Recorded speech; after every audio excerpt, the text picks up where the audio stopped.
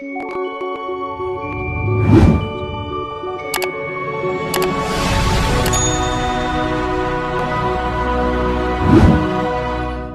समय पहले की बात है। एक छोटे से गांव में रघु नाम का एक साधारण किसान रहता था। रघु मेहनती और ईमानदार व्यक्ति था।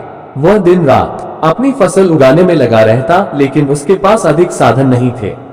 फिर भी वह खुश और संतोषी जीवन जीता था। लेकिन गांव के अन्य लोग उसके बारे में तरह तरह की बातें करते थे। कोई उससे ताने देता, कोई उसका मजाक उड़ाता और कहता कि उसके जैसे गरीब किसान कभी अमीर नहीं बन सकते। लोग उसे नीचा दिखाने के लिए हर अवसर का उपयोग करते। रघु को ये सब सुनकर कभी कभी दुख होता था, लेकिन उसने ठान लिया था कि वह किसी की बातों पर ध्यान नहीं देगा। उसने अपना ध्यान केवल अपने काम पर केंद्रित किया। वह दिन रात खेत में मेहनत करता और अपनी फसल को बेहतर बनाने के लिए नए तरीकों का प्रयोग करता। एक दिन एक वृद्ध साधु गांव में आया। उसने गांव वालों से कहा कि वह जिस व्यक्ति की मेहनत से सबसे अधिक प्रभावित होगा, उसे वह अनमोल वरदान देगा। गांव के सभी लोग साधु को अपनी ओर आकर्षित करने की कोशिश करने लगे। हर कोई चाहता था कि साधु उनके काम की प्रशंसा करे, लेकिन साधु ने चुपचाप सबका निरीक्षण किया। साधु ने देखा कि रघु ने किसी की भी बातों पर ध्यान दिए बिना अपनी फसल की देखभाल की।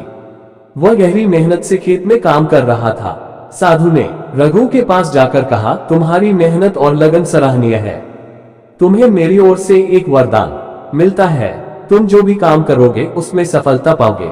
रघु ने साधु का धन्यवाद किया और फिर भी लोगों की बातों को अनसुना करते हुए अपने काम पर ध्यान केंद्रित किया। धीरे धीरे उसकी फसलें बेहतर होने लगी। उसकी मेहनत रंग लाए और उसकी खेती से बहुत लाभ हुआ। देखते ही देखते वह गांव का सबसे सफल किसान बन गया। जब लोग रघु की सफलता देख रहे थे तो उनकी सोच भी बदल गई। अब वही लोग उसकी प्रशंसा करने लगे जो पहले उसका मजाक उड़ाते थे। लेकिन रघु ने उन पर ध्यान नहीं दिया। वह जानता था कि जब वह संघर्ष कर रहा था तब किसी ने उसकी परवाह नहीं की। इसलिए उसने ये सीख लिया था कि दूसरों की बातों पर ध्यान देने से अच्छा है कि इंसान अपने लक्ष्य पर ध्यान दे।